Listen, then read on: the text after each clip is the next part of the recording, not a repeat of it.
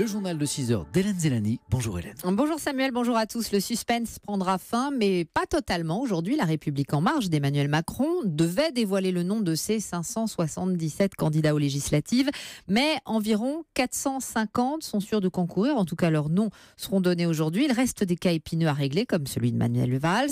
De nombreux candidats socialistes sont en tout cas dans le flou et se demandent quelle attitude adopter, rejoindre la nouvelle majorité, rester fidèle au PS. Illustration dans le Grand Est avec Arthur Elmbaché. Vous avez du mal à vous y retrouver dans ces histoires d'étiquettes, soyez rassurés, les candidats socialistes aussi. On est perplexes, inquiets, déchirés, m'a dit un député de Meurthe-et-Moselle. Plus à l'est, à Strasbourg, il y a l'équilibriste Éric Elkoubi. Concentrez-vous bien si vous votez dans sa circonscription. Lui joue sur tous les tableaux, il veut profiter de la dynamique Macron, et oui, mais sans quitter le bercail. Alors dans son coin, il invente une étiquette, un label. Je serai candidat du Parti Socialiste, majorité présidentielle. Vous allez avoir face à vous un candidat qui aura le label En Marche, qui sera comme vous pour la majorité présidentielle.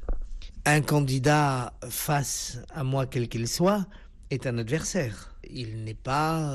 Même si son projet est le même que le vôtre. Mais voter Emmanuel Macron ne veut pas dire forcément voter En Marche. Ce qui revient à dire, accrochez-vous, pour soutenir le président, votez contre le candidat soutenu par le président. À 200 km de là, en Moselle, un autre député PS envisage, lui, de lâcher l'affaire. Il met en avant la loi sur le non-cumul, mais il se voit surtout, m'a-t-il dit, perdre le mois prochain, coincé entre le candidat des Insoumis et celui d'En Marche. En fait, la question ce matin, c'est combien restera-t-il de candidats PS 100% pur jus? Strasbourg, Arthur Elmbaché, Europe 1. En tout cas, la transition est en marche. Bernard Cazeneuve a officiellement remis hier soir sa démission et celle de son gouvernement après la proclamation officielle des résultats de la présidentielle. 66,1% des voix pour Emmanuel Macron, 33,9% pour Marine Le Pen.